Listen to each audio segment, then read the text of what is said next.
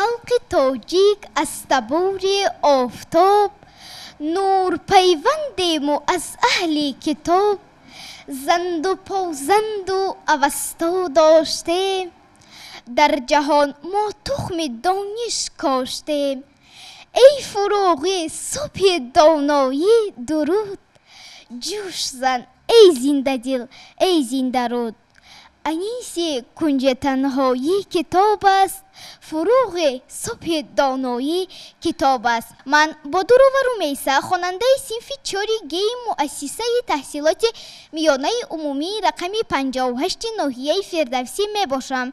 من در آزمون فروغ صبح دانایی کتاب است در نامینه ادبیات بچگانه شرکت می ورزم. تا جهان بوده از سری آدم فراز، کس نبود از روح دانش بی نیاز. مردمانی بیخرن اندر هر زمان، راه دانش را به هر گونه زبان. گیر کردند و گرامی داشتند، تا به سر اندر همه بنگاشتند. دانش اندر دل چراغ روشن است، و از همه بد بر تن تو جوشن است. افسانه های خواندگیات را نام برکن. افسانه خلق تاجیک: گنجشکک گپنادارو، بزک جنگیلاپو، بلبلک سرگشته، روباه و پلنگ. بلبل سرگشته خوانده؟ بله. باش. کنی نقل کن. یک بلبلکی بود، وی سرگشته بود. روزی وی یک مادری وی را با پدرش از هم جدا می شوند و یک مادری نو پیدا می کند به مانند مایندر، و مایندری وی نمی خواهد که وی در همین جهان زندگی کند و او را انگشتش را می برد. بعد در همان لحظه بلبل به شیر می برارد و می گوید: من بلبلی سرگشته در کوه‌های و در پشته، پدرم مرا خورده، مایندر مرا کشته. جان خواهری دلسوزم، جیورک و گلدوزم، چیده استخوانم را، مغز تن و جانم را. همین خیلی میگوید و وی با همین شعر خود هر سال همین شعر خود را دوام میداد و میخواند. و این از همه وقتی که بلبل سرگشته را انگشتش را میبرد، مایندرش انگشتش را میبرد، بعد خواهرش رفته استخوان‌های وی در یک چی مانده در درخت بید آویزان میکند. از عبدالسلام دهاتی چی خوانده؟ ای بلبلکانی باغی دانش. بالتا آرتیقوف چی خوانده؟ دندانی طلا. بابا حاجی چی خوانده؟ از بابا حاجی 6 تا اوکاچه دارم. ممکن است که شعر باز 6 تا اوکاچه دارم، از این سبب پرکارم، دهم به آنها یاری، کنی وقتی سرخوری. با لختکی سروی ناز، میدوزم کرته ساز، به جمشید و به دلشاد به کارها یاری رسانم. 6 تا اوکاچه دارم، از این سبب پرکارم، دهم به آنها یاری، کنی وقتی سرخوری. از جوره هاشم چی خوانده؟ از جوره هاشم یک جمعی دو. باری بگفت یک به دو، چند از جمعی من و تو. دو فکر کرد و گفت 7، بیچاره یک از هوش رفت. بعد یک بگفته که با یک جمعی دو می شود 3. صدرالدین عینی. مکتب کهنه و تصیب اوسیبیان باز شعرها را از بر کردن. غلبه ستاره حکایه کی است؟ گلچهره محمدیه. روز ستاره با همراه بابای و دادرکش می رفتند و در باغ نشسته چیز می کاریدند. یک شیشه به چشم ستاره افتاد. شد. برای چه من غلبه نام گرفت؟ غلبه ستاره نام گرفت؟ برای آنکه ستاره غلبه میکند. با چه غلبه میکند؟ نسبت چی غلبه میکند؟ نسبت که وی در نقش بازی میکند. در آب از کجا میآید؟ امیجان شکویی رو خوانده ها؟ بله. کنی همون یک لحظه که در همون نزد وی نوشتگی بود کانالی آب. در کجا؟ چی نوشته شده بود در همون لوحه؟ آب بازی کردن من است. بعد چی شد؟ بعد چی کار کردن بچه ها؟ بعد بچه ها گرفته آن من است را بالای پوشاندن. اسد و سمند گرفته آن را بالای پوشاندند و بعد آدمان باشد در آنجا آب بازی کردند. یعنی چی شد بعد در اونجا بعد بالای وی کردن؟ حادثه روی داد که یک دخترک افتاد در آب. یکی از قهرمان‌های دیگری هست. برهانی بیهی، حسنی هنگامه، توکل خوجا. توکل خوجا. وقتی کلان میشوم وقتی کلان میشوم به عسکری میروم، میپوشم بر سری خود من کلاهی خوش نبود، محکم تسمه میبندم این خیل میمانم قدم، یک و دو عسکری تپت تیار، کی من یک و دوی و سه و چهار عسکری تپت تیار، کی من کلان میشوم کی عسکری میروم. از کی هستین؟ گویند مرا چو زاد مادر، پیستم به دهان گرفتن آموخت، شبها بر گهواره من بیدار نشست و خفتن آموخت، یک حرف و دو حرف بر زبانم الفاظ نهاد و گفتن آموخت، پس هستی من زی هستی اوست، تا هستم و هست دارمش دوست. از کی هست این شعر؟ ایرج میرزا. از کمال خوجندی غزل خونید.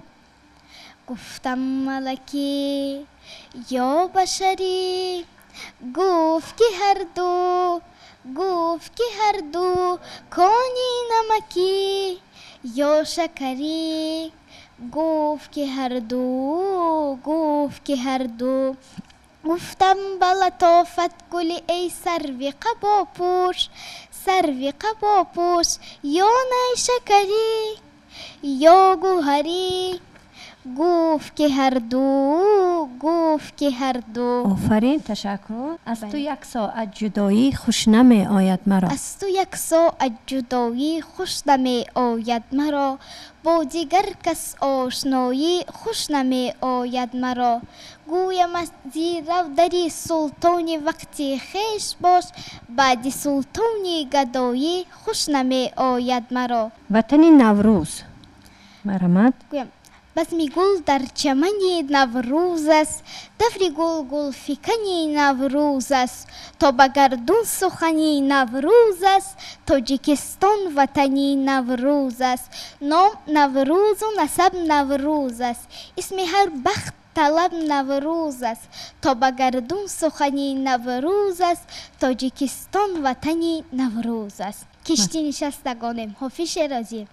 دل می رود زی دستم صاحب دلان خدا را، در داکی روزی پنهان خواهد که شد آشکارا، کشتی نشستگانیم ای باد شرطه برخیز، باشد که باز بینیم دیدار آشنا را، 10 روزه مهر گردون افسانه است و افزون، لیکن به جای یارا فرصت شما را یارا، ای صاحبی کرامت شکرانه سلامت، روز تفقد کن درویش بینوا را، آسایش دو گیتی تفسیر این دو حرف است، با دوستان مروه با دشمنان مدارا، هنگامی تنگ دستی در عشق کوش و مستی، قنقمیا و هستی قارون کند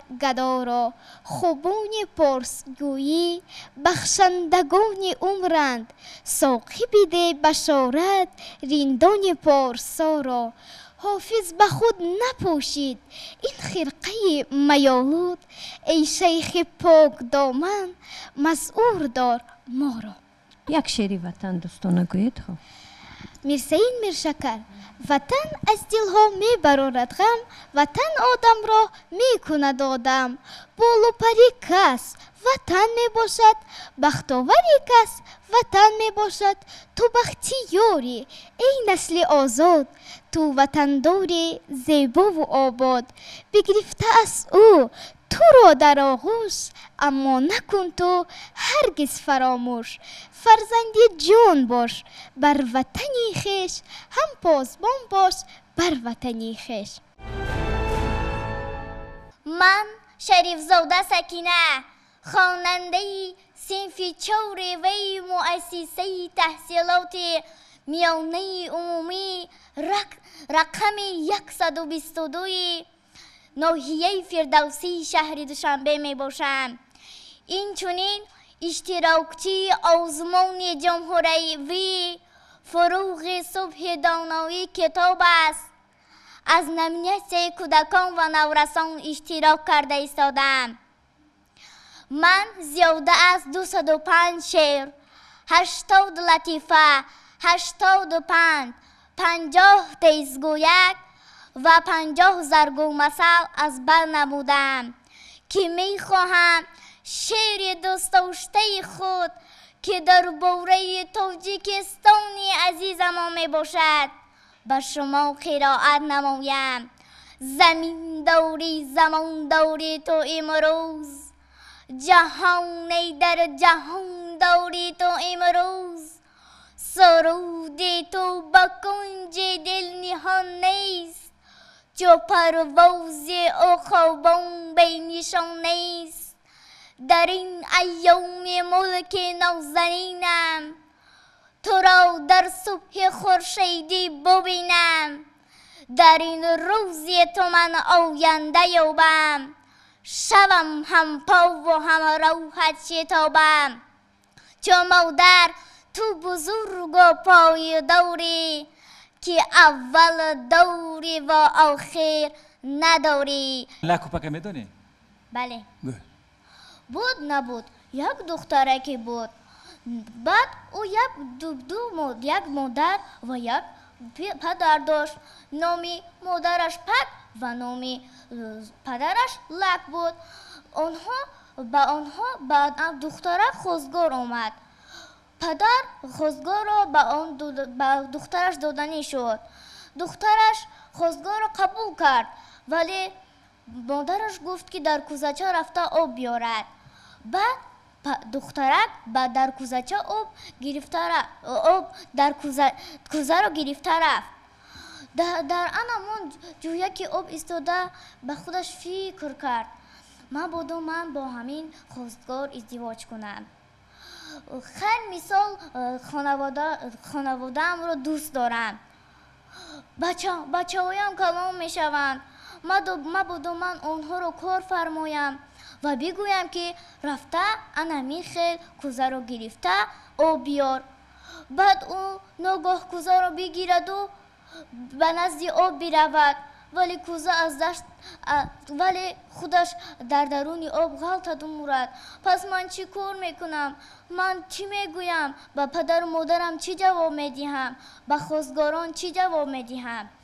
بعد همین خیلی فکر میکند و گریه میکند. بعد لک و پک میگویند دخترم اون کجا شده باشد؟ الکی 3 ساعت گذشت. بعد پک میگوید لک جانی پک تو رفته بین که دخترم اون کجا شده است؟ حاضر من میروم. بعد لک میرود. دخترش رو میبیند که گریه کرده ایستاده است. بعد میگوید برای چی تو گریه کرده ایستاده ای؟ آخر پدر جان مبادا من با آن همون خواستگار ازدواج کنم. آنها مرا به خانه اشان برند. من با آنها خانواده شوم و زندگی آن رو پیش برم. مبادا کودک کنم. کودکم کلانک شود و او را کار فرمایم. بگویم که رفته در همین کوزه آب بیار. بعد او رفته در کوزه آب بیارد و نخواست در همون جویچه بیافتد. بعد او میمورد من چی کار میکنم؟ بعد شما چی جواب میدهم؟ بعد لگ این رو میفهمد و غمگین میشود و با همراه دخترش گریه میکند. بود نبود خاله سرکاری بود. او همیشه سرکار بود.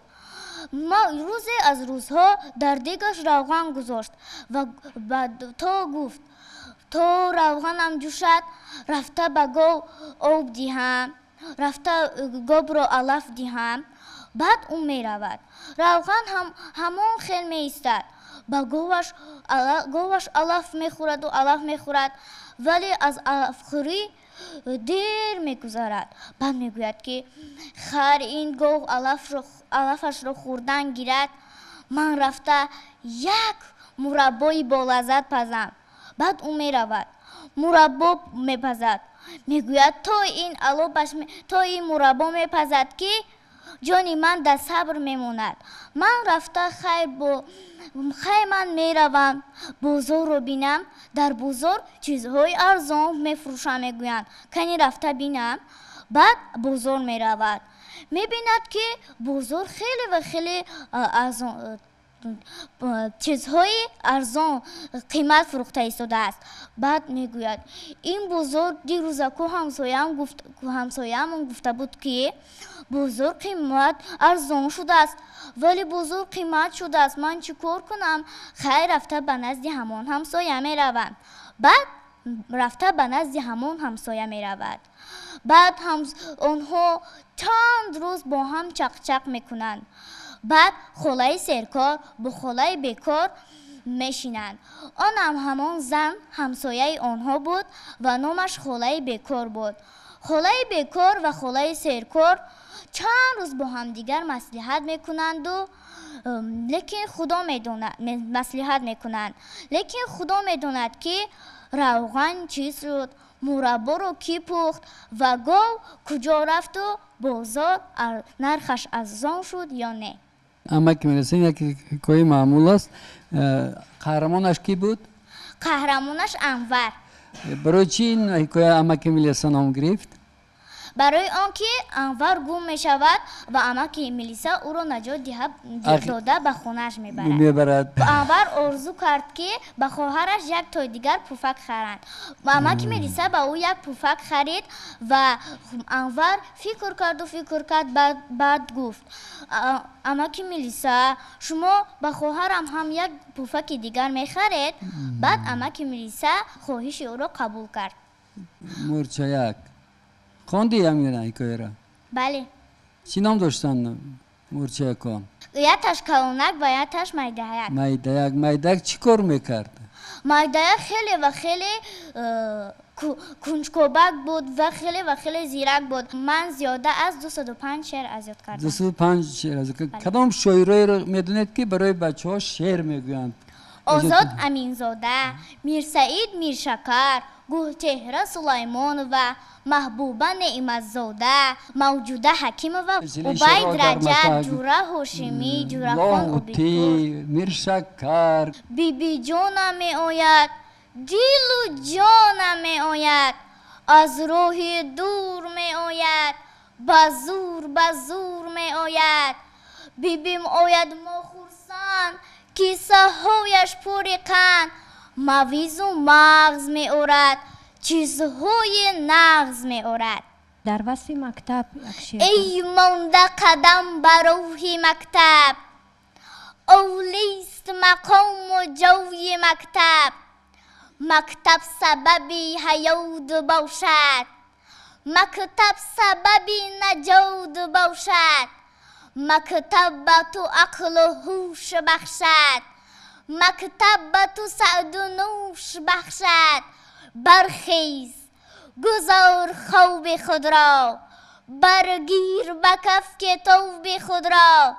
رو از همه پیشتر به مکتب، سی است تو را اگر به مکتب.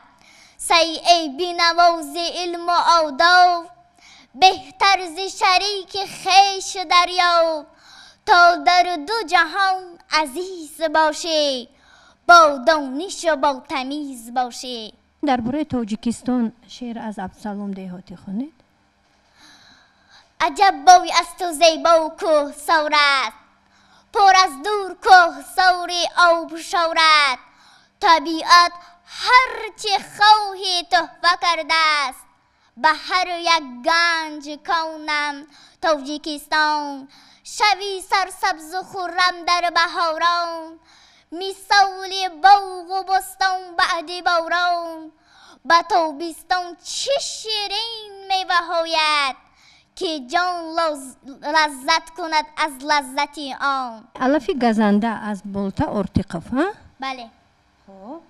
قهرمان های همین حکایه کی؟ حسن حسین، یعنی آنها به جنگل می روند، در آنجا گیاهی گزنده را می بینند. آنها نمی دانستند که این گیاهی گزنده نام دارد و به آن دست می رسانند و دست آنها خون می شود و ناگاه حسین به درون گزنه می‌غلطد و تنهایش پر از سرخ می شود. او میگوید وای وای تنه من پر از سرخ شد، من دیگر چی کار کنم؟ بعد حسین میگوید این گیاه نامش چی باشد؟ بعد آنها به دکتر می روند.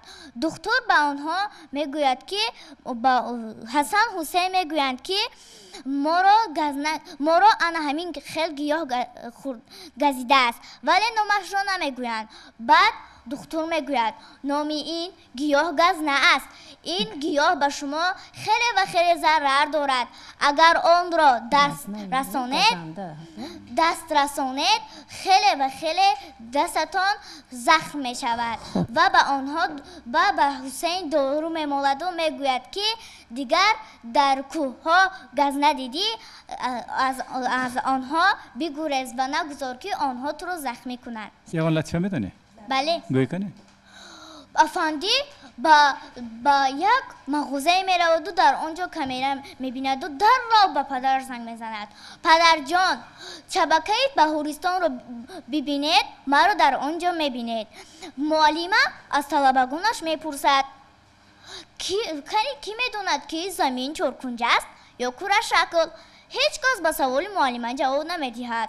یک طالبه دست می بردارد و می گوید معلمه جان، من سوال این جواب رو میدونم. جواب این سوال رو میدونم. زمین چهارکنجه است. بعد معلمه میگوید مگر کره شکل نیست؟ نه معلمه جان، زمین چهارکنجه است. مادر به مغازه میرود و میگوید من باید کمی آلو خرم پسرم. به ما فروشنده به نزد همون فروشنده میرویم و از او آلو میخریم. بعد به نزد فروشنده میروند. پسر هم از پشت مادرش میرود و فروشنده به آنها میگوید سلام میگوید انمو مادری انمو پسرک. مادر نامش بنفشه بود و پسر باشد مراد نام داشت. بعد انمون مادری مراد به فروشنده میگوید شما میدونید که یک کیلوی آلو چند سوم است؟ البته میگوید